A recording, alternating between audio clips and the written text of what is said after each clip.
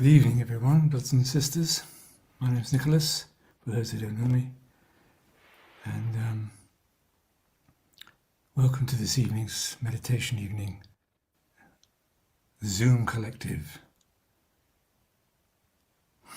All of us united in space. So all we're going to do now, as usually in my programs, is settle down. It's the end of the day. And for some of you, it's been a good day. For some of you, an ordinary day. For some of you, a bad day. I don't know. So what are we going to do? We're going to prepare ourselves for the evening, which means getting ourselves as much as possible into the central channel, into the Sushumna, and just let ourselves be. We don't want to do anything. We just want to be ourselves. We will raise the Kundalini in a minute when we get centered, but for the meantime, just get into a state of relaxation and start to think about the thoughts that come through your head and how best you can slow them down, either by your breathing or just by determinedly affecting the speed of your thoughts or looking for the gap between the thoughts, because this is what it's all about. For me anyway, it's all about getting away, stopping, finding relief from our thoughts, which seem to jump in at any moment they can. But our thoughts are not ourselves. So everyone can go at their own speed, do what they want to do for a few minutes just to get centered.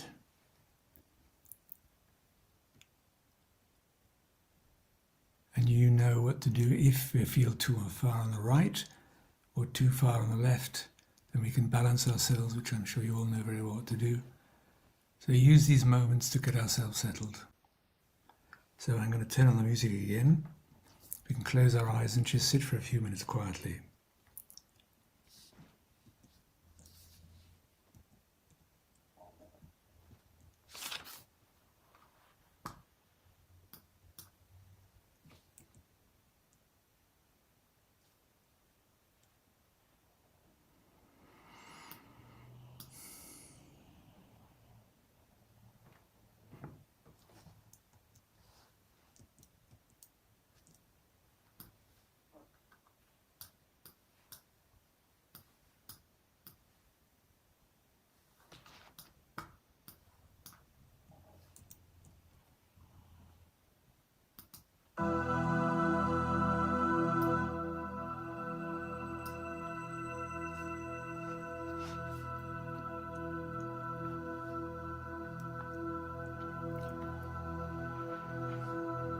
We can just put our attention on how we reacted in ourselves when I suggested we do nothing. Like Shimataji mentioned, we don't do meditation.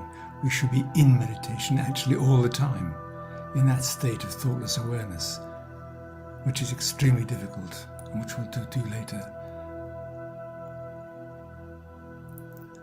So it's a new habit to stop the thinking, stop the thoughts, and if you can't stop them, just put our attention between them.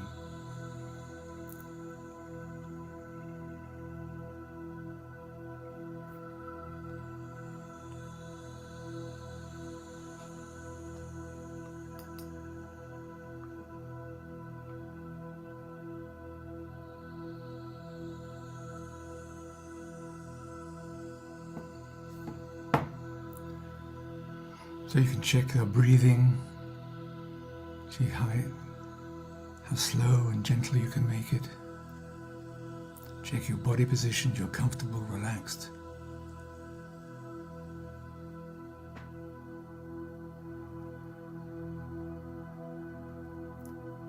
So you're in a place and at a time, I think they're rare moments, where you don't actually have to do anything. Just be ourselves.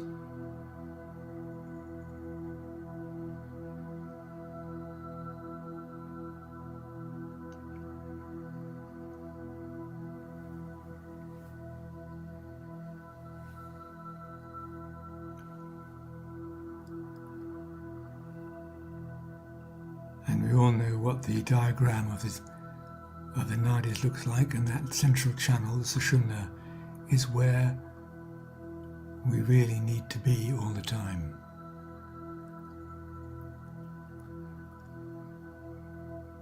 From the base of our spine through the top of our head.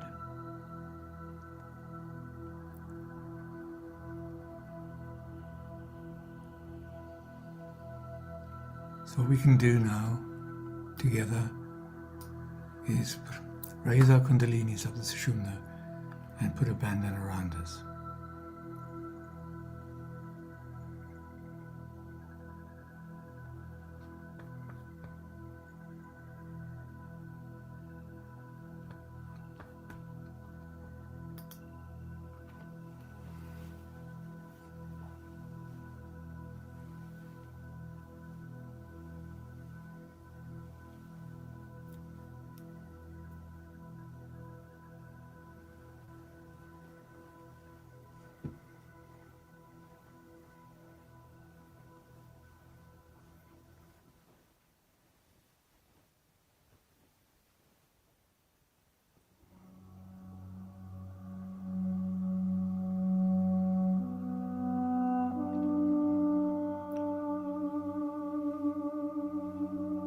And just for a few more minutes, we'll continue to settle.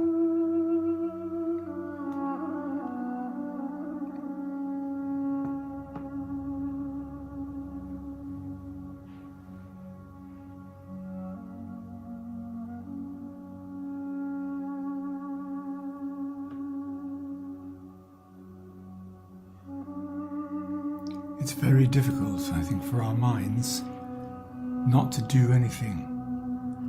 They're always wanting to bring our attention somewhere, to something, someone, some event.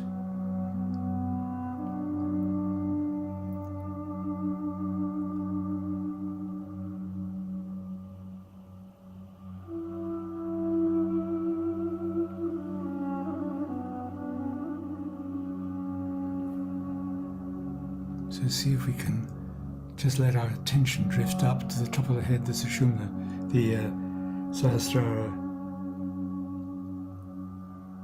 and let our attention rest there or above the Sahasrara. And if we feel any chakra needs attention, well, please give it bandhans, put our attention. You can say mantras to yourself. Use these minutes just to get yourself sorted out.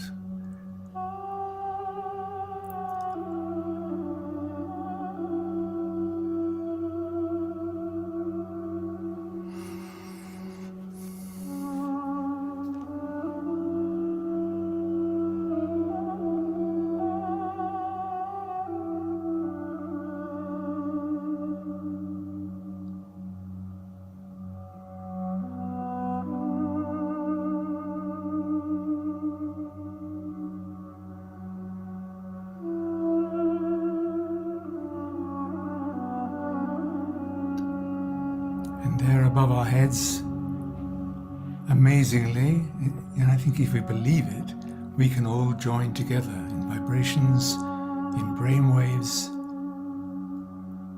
in the rhythm of the brain. We can join together and be at the same frequency, the same rhythm.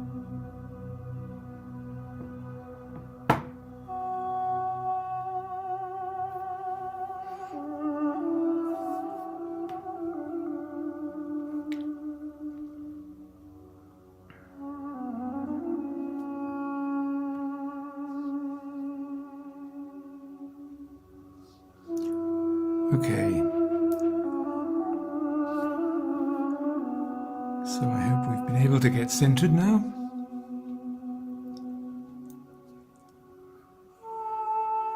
And I look at Shri Mataji talking about the mind. Possibly what I would say is our greatest enemy in terms of being ourselves. In terms of meditation. Let's see if it runs.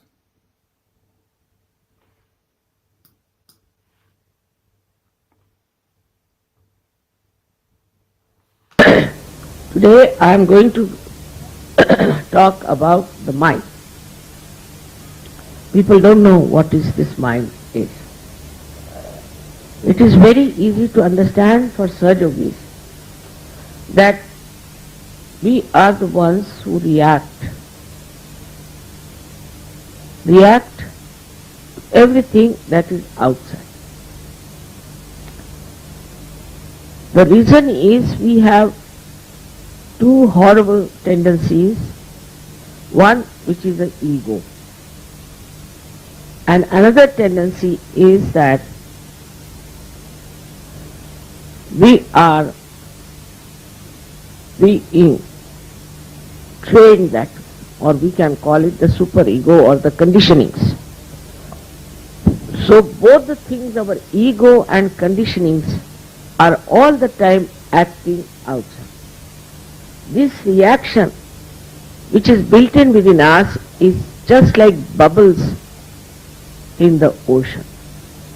And these bubbles keep us away from reality. These bubbles are of thought and they just blast you all the time in your head and you don't know why they are. When you depend on this artificial mind of yours, then you have no discretion as to understand what is good and what is bad. This mind is the one where all kinds of evil things start. All kinds of quarrels, fights and possessiveness. Lastly, the war also comes there. It is in this mind only, which is nothing but a myth, all these concrete, destructive ideas somehow or other come up. And then they start growing and growing. Then you find people whom you can impress also, put ideas into their heads. By reading, they learn, or by their lectures, or by mesmerism, whatever kinds of things they can do. They put your mind into such a frame that you accept these destructive ideas for yourself individually or maybe for the collective. So this mind is just a myth and we are working through this mind. We scientists, say Einstein has said that I was tired trying to find out the theory of relativity. Very tired.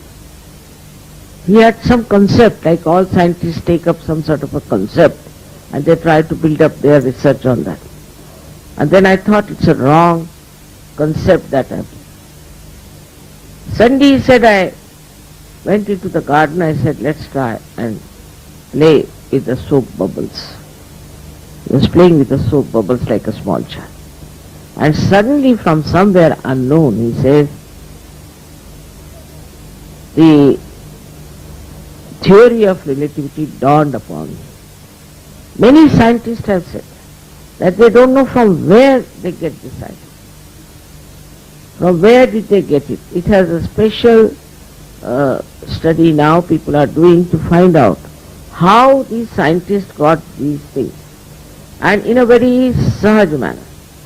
Even the way penicillin was discovered or anything was discovered by these people was not through the probing or manipulation of the mind, but through some unknown force which came into their mind, and that's what they thought that this was from their mind. Some, but most of them realized, even Newton realized that it is coming from something, some source which I am not aware of.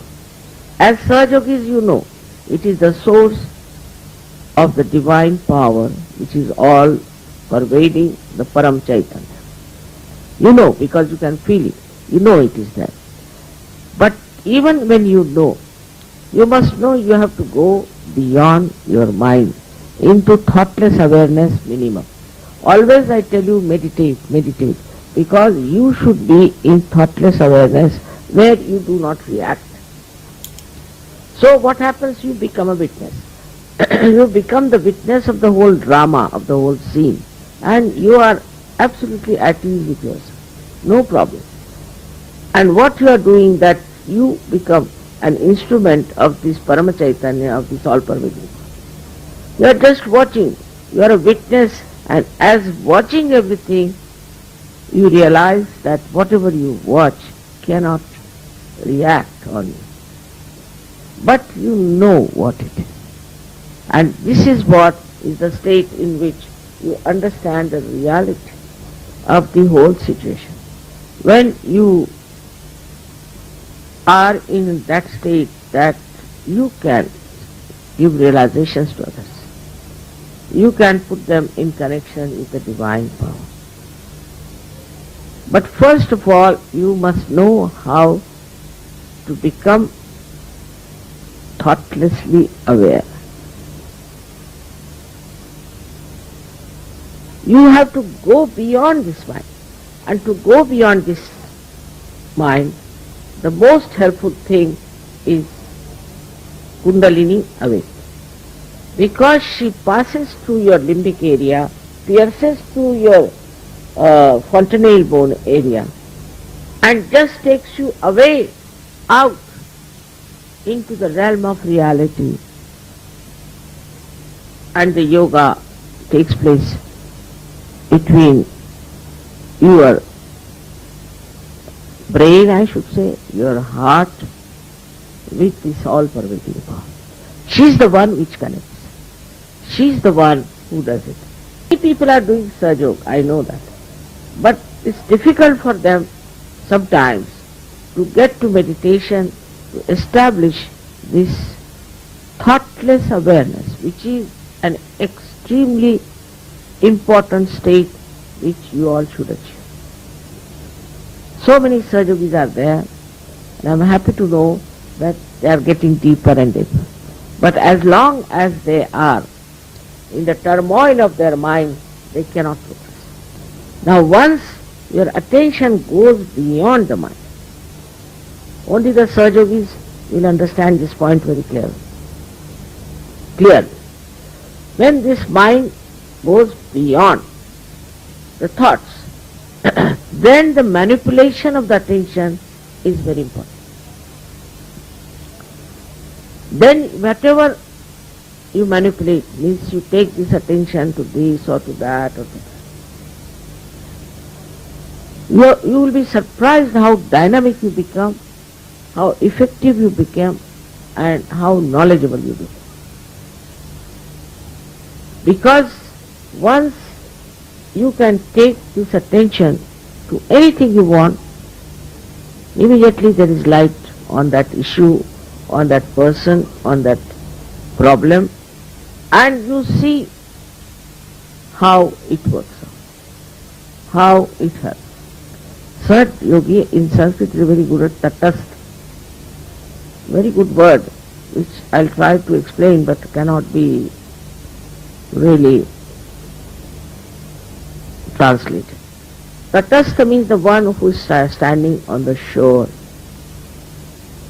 On the shore and watching. That is the state in which you have to be.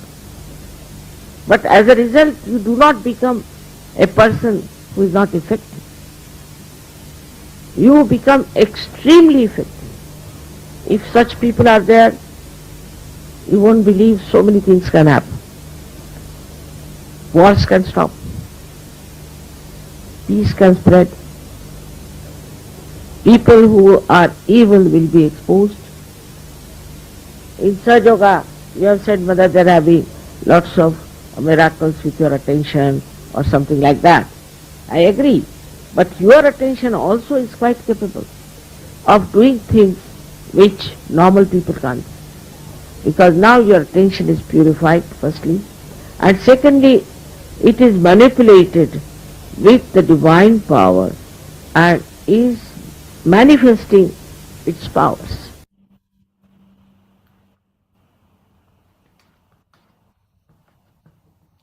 So let's just continue sitting quietly.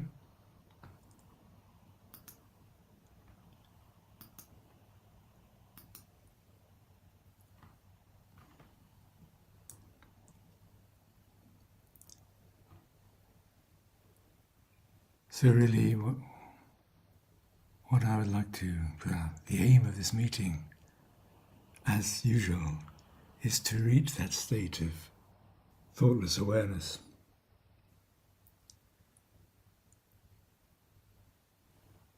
So what I'll do is we can just join in with the one mantra to Sri Ganesha, who is at the base of the spine, and then we'll continue.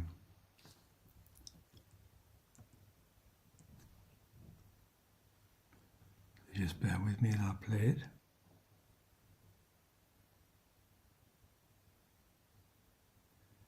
I think I'll play it.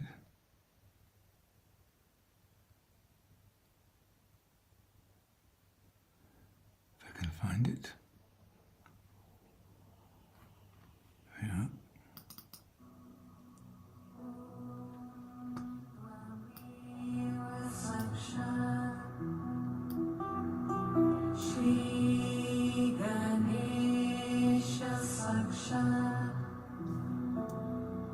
Shri Adi Shakti Mata Ji, Shri Nirmala Devi Namo Namaha.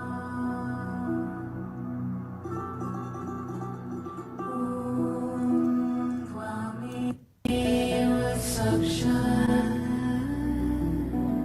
Shri Ganesha Sakshat Shri Adi Shakti Mata Ji, Shri Nirmala Devi Namo Namaha.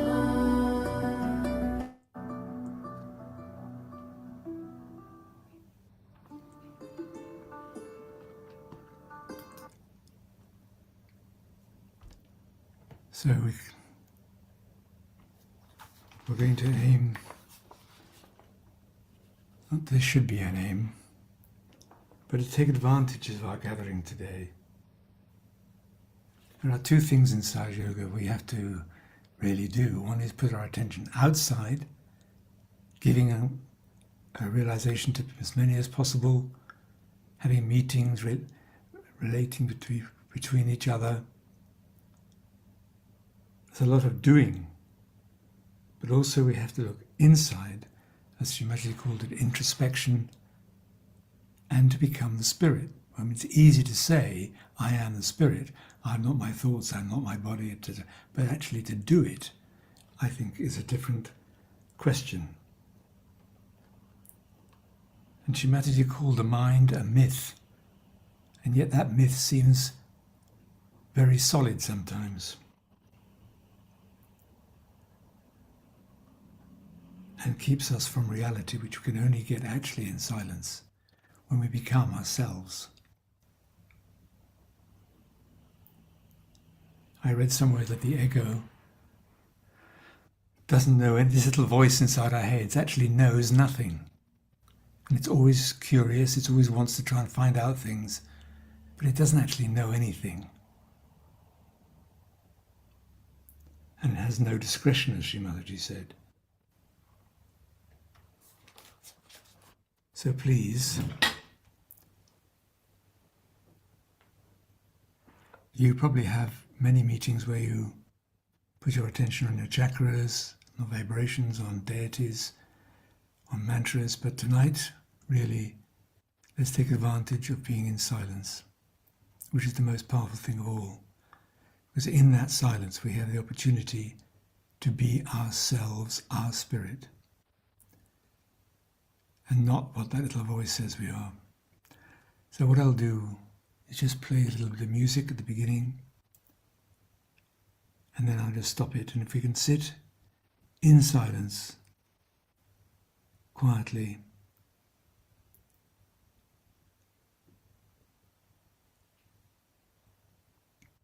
that would be very good.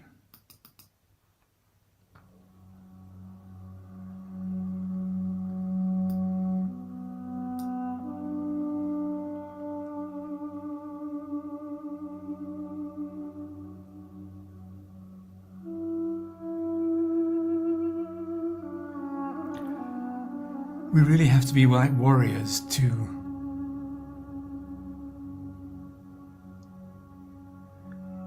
face the endless stream coming into our heads and realize that it's not true, it's not real. It's just our egos wanting to control us and keep us from reality. We can't really fight it. It'll just get stronger. We just take our attention off it and look for the silence between the thoughts. As Sri Mataji says, one thought goes and another one rises, there's a gap.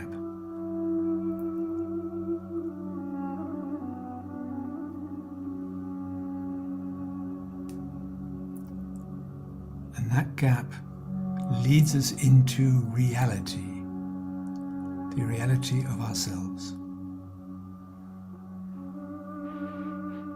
So let's try and keep our attention above our heads in Sahasrara.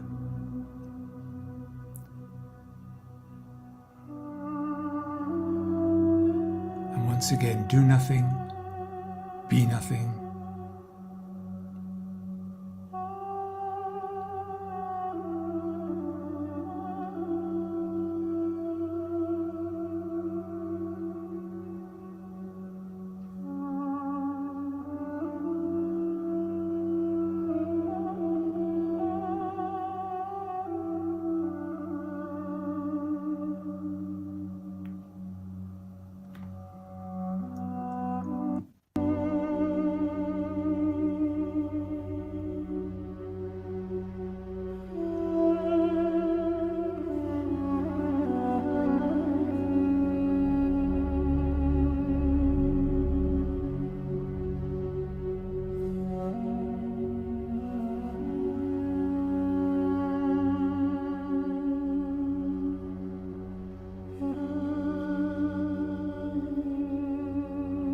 As you probably know, Sri Mataji said, we say, not this, not this. And another way to challenge our ego is to say, what is my next thought going to be? That tends to cause silence.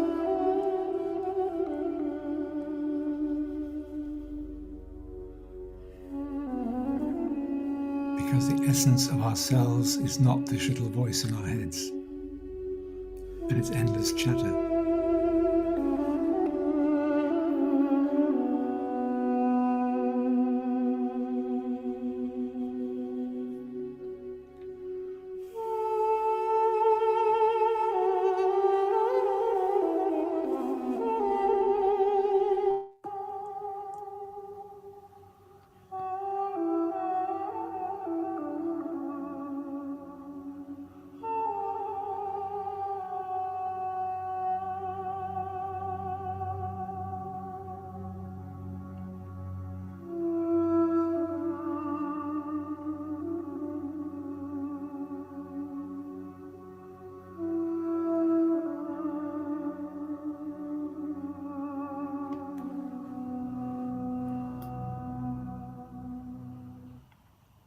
And we'll just sit in silence now.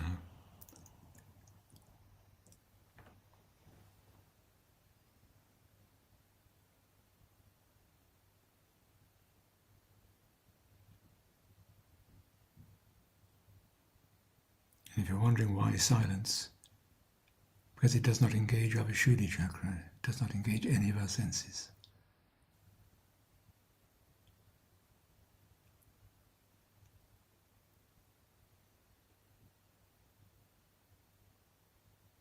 And is reality.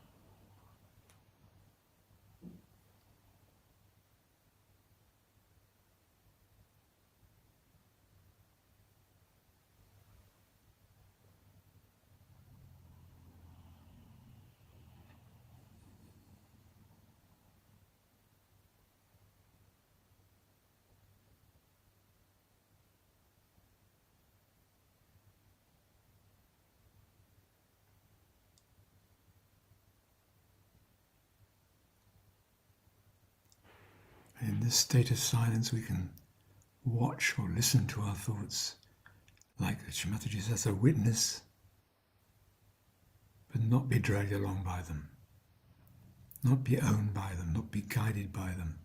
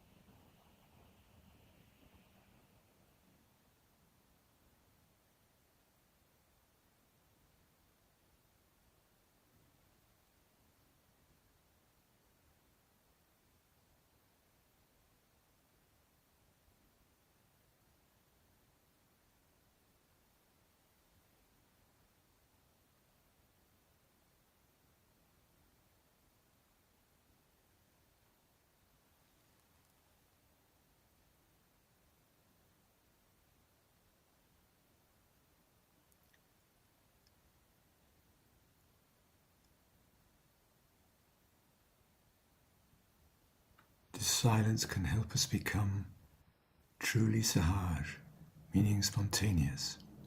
Spontaneous means you do something without thinking first, oh, I think I'll do this. It just happens. Your body, your brain, everything just makes it happen. You do it without thinking first, which seems probably almost impossible, but it can happen. And that is true spontaneity. That is true sahaj. And that is what I think we should and we need to become, to be truthful to ourselves.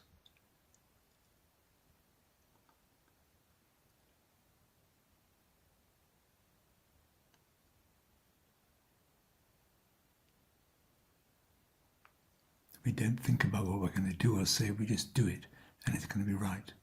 Or we say it and it's going to be right.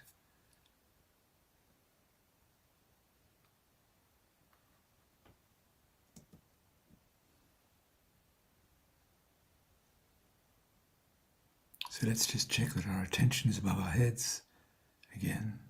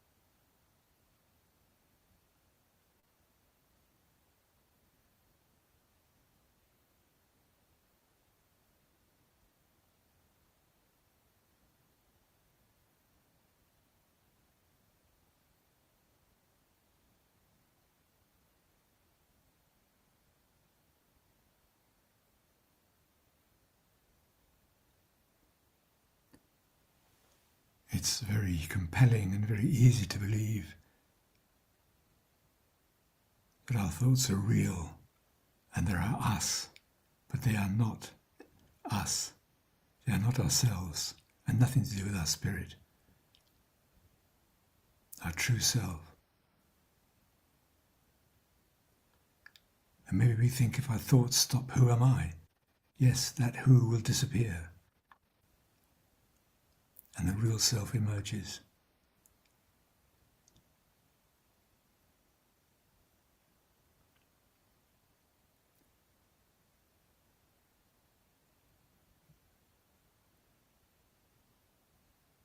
And it can only truly emerge in silence.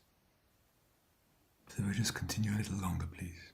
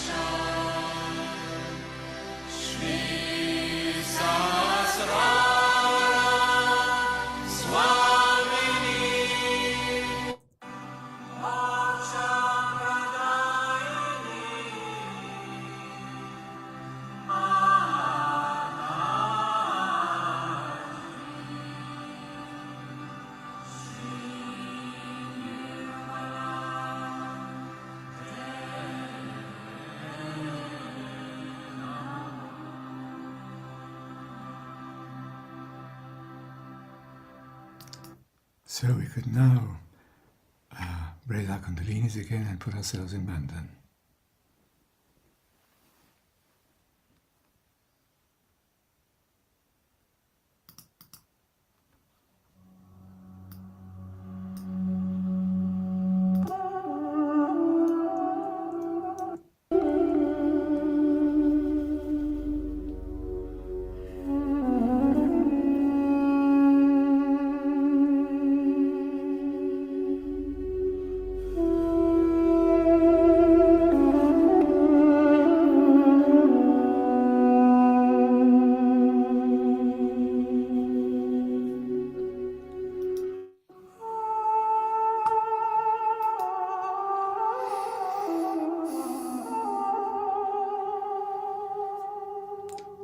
Okay, so that brings us to the end of the program.